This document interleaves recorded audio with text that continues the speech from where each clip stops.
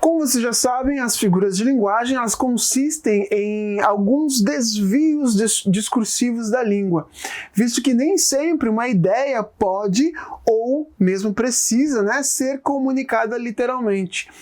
Nós já vimos alguns desses recursos na aula anterior, na outra aula, e agora nós vamos dar continuidade em mais uma leva aí de figuras de linguagem. Vem comigo!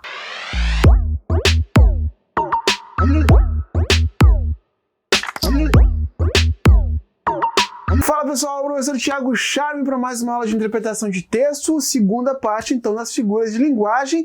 Vamos agora ao grupo das figuras sintáticas ou de construção, que refere-se aqui aos desvios que estão evidenciados na construção normal do período. Essas figuras de linguagem, elas ocorrem na concordância, na ordem e na construção dos termos da oração. Comecemos então pela elipse, que consiste na omissão de um termo sem que a frase ela tenha seu sentido alterado. Por exemplo, na frase "eu quero receber mais respeito", os termos em destaque aí podem ser omitidos sem que o sentido da frase seja alterado. Pode ficar tranquilamente assim, quero mais respeito. Viram? O zeugma é quase a mesma coisa que a elipse e por isso requer um pouco mais de atenção aqui. A diferença está especificamente em omitir nomes ou verbos citados anteriormente. Por exemplo, quando eu digo "eu prefiro literatura, ela gramática" e deixamos de repetir o verbo preferir. Um exemplo fácil de zeugma aparece na música Para Todos, do Chico Buarque, que diz assim, "O meu pai era paulista, meu avô pernambucano, meu bisavô mineiro, meu tataravô baiano." Perceberam o termo que foi omitido? Pois é, o verbo ser. Já tinha esse verbo e ele foi omitido nas próximas. O meu pai era paulista, meu avô era pernambucano, o meu bisavô era mineiro, meu tataravô era baiano. Então podemos eliminar. Já a silepse é quando há concordância com uma ideia e não com uma palavra, Ou seja, ela é feita aqui com um elemento subentendido e pode ocorrer ali com gênero, com número ou com pessoa. Por exemplo, o grupo se atrasou, estavam se organizando. Temos uma silepse de número aqui, A princípio a frase parece estar errada, já que o verbo estar deveria vir no singular para concordar com o grupo. Mas não se preocupe, gente, essa construção ela é permitida nesse caso. Vejam um exemplo aqui para cada uma das formas possíveis aí, Silepse de gênero. Vossa Excelência está disposto a tudo. Então, vocês percebem que o emissor, nesse caso, ele faz a concordância com a ideia de que Vossa Excelência é um homem e não com o sujeito feminino. Sem o uso da silepse, mesmo que o emissor se refira a alguém do gênero masculino, a concordância ela vai ser Vossa Excelência está disposta a tudo. Beleza? A silepse de número, olha um exemplo. A turma estava desorientada, já que lhes faltava liderança. Nesse caso, o pronome lhes se refere à turma. No entanto, está relacionado a ideia de que uma turma é composta de várias pessoas. Ignorando o uso da silepse, a concordância ela fica: a turma estava desorientada, já que lhe faltava liderança. No singular. A silepse de pessoa. As 5 estávamos encantada. Então percebam que nesse exemplo, ao conjugar o verbo estar na primeira pessoa do plural, a enunciadora ela se inclui entre as 5 pessoas encantadas. Sem o uso da silepse, a concordância é: as 5 estavam encantadas. No entanto, a frase perde o sentido original. Por quê?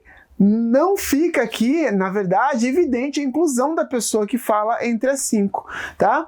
Agora é a vez do hipérbato, que é um recurso aqui que inverte a ordem direta da frase, sujeito, verbo, objeto, complementos, né? Um exemplo de inversão é na frase, dorme tranquilo o garoto. A ordem natural seria o menino dorme tranquilo, né?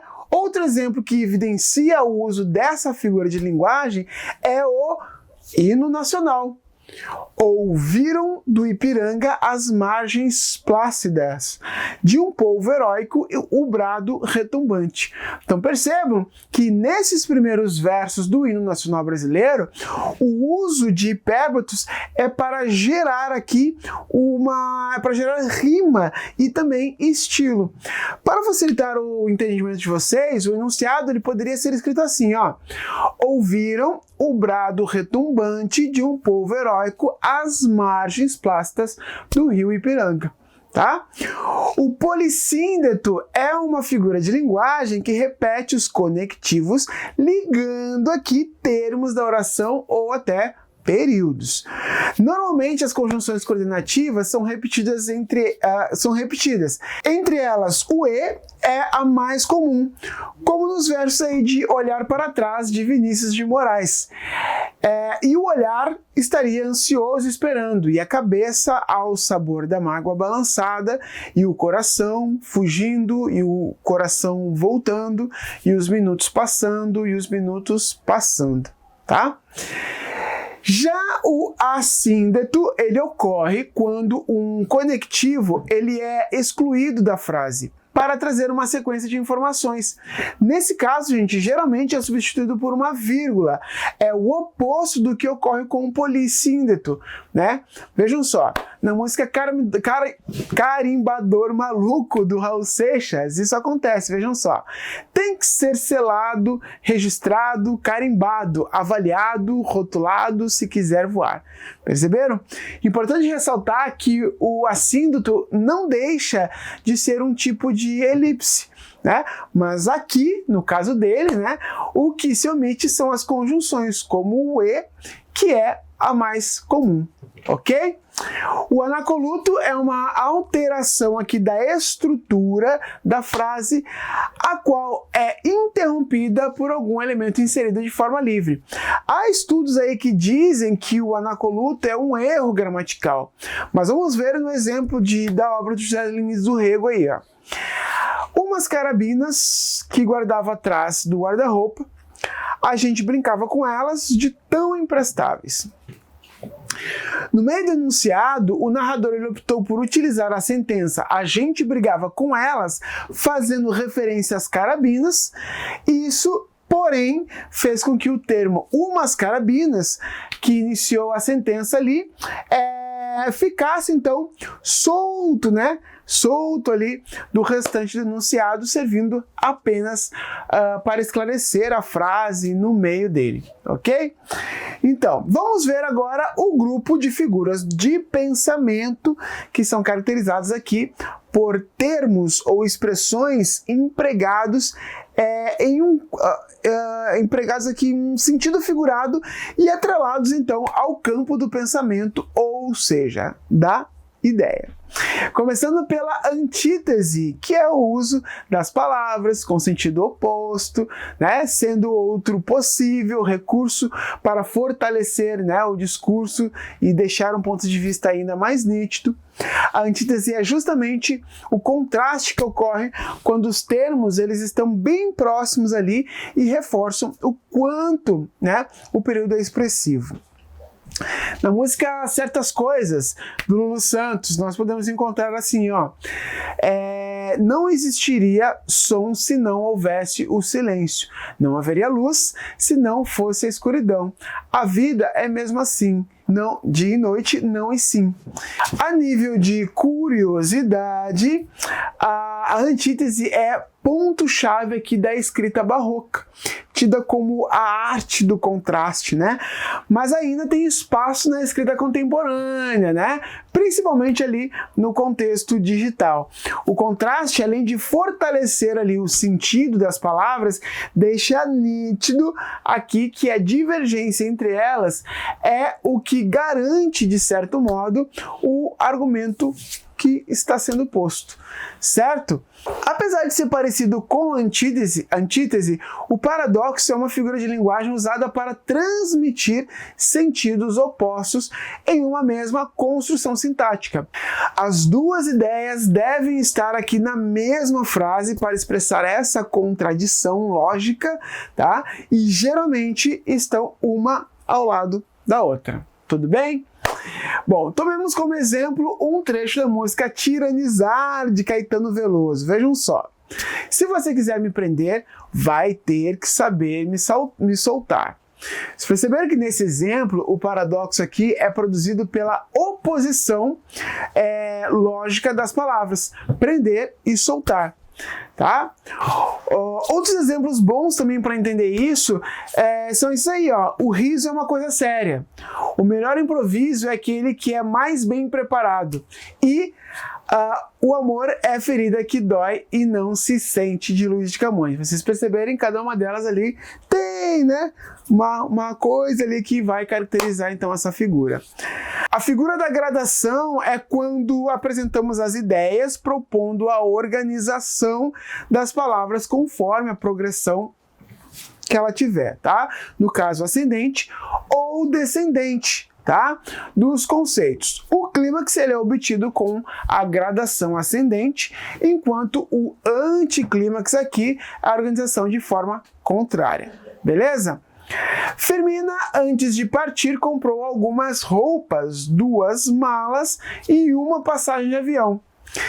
A famosa socióloga disse que em ambos os países a justiça prende mais do que devia, não oferece condições para a reinserção social e assim, né, impede a diminuição dos índices de criminalidade. Percebam que nos enunciados há uma sequência de ideias que indica o desenvolvimento ali de certo processo. Tá? Dessa forma, no primeiro enunciado, roupas são compradas, possivelmente para serem então colocadas em malas, levadas então em uma viagem. Já no segundo enunciado, em 2 países não determinados, ocorrem prisões em excesso, os encarcerados não são preparados para a reinserção social e, consequentemente, a criminalidade não diminuiu. Tá? Uma das figuras de linguagem que eu mais acho interessantes aqui na literatura é a personificação ou prosopopeia. Personificar é atribuir, né, características humanas e qualidades a objetos inanimados e irracionais. É comum, por exemplo, conceder sentimentos, emoções, sensações, gestos, enfim, por aí vai. Por exemplo, as ruas sofrem com tanto movimento e nenhuma pavimentação. Tá? Observe que há a demonstração de características humanas aqui atribuídas às ruas que sofrem. Tá? Então vejamos um outro enunciado. Ó. As casas espiam os homens que correm atrás das mulheres. No trecho do poema de 7 Faces, né, do Carlos Drummond de Andrade, a prosopopeia ela é percebida no ato de dar ação à casa, que teria ali a qualidade de espiar os homens. Na ironia, o interlocutor diz uma coisa, mas o significado é outro. Ela é muito conhecida aqui, utilizada no nosso dia a dia, mas ainda pode gerar certa confusão aí, principalmente na língua escrita. É utilizada aqui para se expressar de forma sarcástica ou bem-humorada, além de servir como disfarce aqui ou dissimulação, tá? Então vamos ver um exemplo. Não sei como você consegue encontrar suas coisas nesse quarto tão organizado. Ferdinando é realmente muito generoso. Paga a sua empregada o que a lei exige e não o que o trabalho dela merece. Vocês viram? Os filmes de terror da atualidade são ótimos mesmo, né? São ótimos mesmo, pois é impossível assistir a eles sem ter crises de riso. Vamos lá então, ó. Observem que o enunciador aqui, ele pretende afirmar, né, o contrário de quarto tão organizado, muito generoso, né, e são ótimos mesmo, tá? Agora nós temos a apóstrofe, né, que é uma figura utilizada para chamar, né, invocar. Também é usada para indicar surpresa, indignação ou mesmo ou qualquer outro sentimento. Um exemplo muito comum é a expressão "meu Deus do céu", né? Usada quando alguém se espanta com algo. Um outro exemplo é a música Súplica Cearense de Luiz Gonzaga. Vejam só: ó Deus, perdoe este pobre coitado que de joelhos rezou um bocado pedindo para a chuva cair sem parar. A alusão é um recurso utilizado para fazer referência ou citação relacionada a uma ideia, a outra, tá? Podendo acontecer de forma explícita ou não. Ao referir-se a acontecimentos pessoais, personagens ou outros trabalhos, a alusão ela ajuda no entendimento da ideia que se deseja passar ou receber, né? O casal estava apaixonado como Romeu e Julieta. No caso desse exemplo, o objetivo é explicar tamanha paixão que uma pessoa sente pela outra, nesse caso, certo? E o quiasmo, né? O quiasmo é a última das nossas figuras de pensamento, que ocorre aí quando existe um cruzamento de palavras, tá? Aí que é os travessões, né? Tudo também fora de lugar aí. Ou expressões fazendo com que elas se repitam, tá? Geralmente é usado para enfatizar alguma conquista. Um bom exemplo de como ele é usado no dia a dia: ela quase não sai, vai da casa para o trabalho, do trabalho para a casa. Percebam, gente, então, que é feita uma espécie de regra de 3, tá? Aí nessas sentenças. O último grupo é o das figuras sonoras, que são recursos bastante utilizados também em poemas e músicas. E pelo caráter expressivo que eles têm, proporcionam ao leitor uma experiência sinestésica, isso aí. Comecemos pela onomatopeia, né, que é um recurso utilizado com o objetivo de reproduzir um barulho, um som ou um ruído. É muito usado aqui em histórias em quadrinhos, como vamos ver aí no exemplo, no poema do Relógio de Vinícius de Moraes. Passa tempo, tic-tac, tic-tac passa a hora, chega logo, tic-tac, tic-tac. No trecho desse poema, a onomatopeia tic-tac se refere ao barulho que o relógio faz. Vamos agora à aliteração, que a aliteração ela acontece quando se faz a repetição do som de uma consoante na mesma frase. É usada aqui para dar ênfase ao texto e para criar trava-línguas. Ela tem a sonoridade como base, ajudando a construir o ritmo, tá? Alguns exemplos bem conhecidos aí da aliteração, né? O rato roeu a roupa do rei de Roma, né? Quem com ferro fere, com ferro será ferido, tá? A assonância, ela é parecida, então, com a aliteração, mas em vez de uma consoante, existe aqui a repetição sequencial de vogais distintas. Como nesse poema, então, de Fernando Pessoa: o que o vago e incógnito desejo de ser eu mesmo, de meu ser me deu. Percebam que primeiro temos uma sequência de vogal, né, de vogais ali, e depois a vogal E que vai aparecendo aí. Então, apesar de não estarem restritos à oralidade, os recursos sonoros em textos escritos podem complicar um pouco aí mais a compreensão do texto. Por isso, não são tão aproveitados, tá?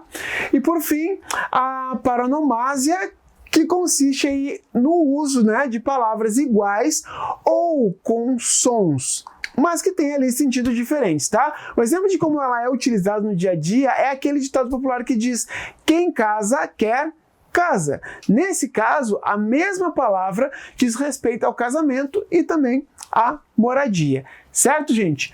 É importante ressaltar que as figuras de linguagem, embora em grande número, são importantíssimas para além da produção, a compreensão e interpretação de textos, especialmente literários, devido à sua construção aí, que é baseada ali na conotação.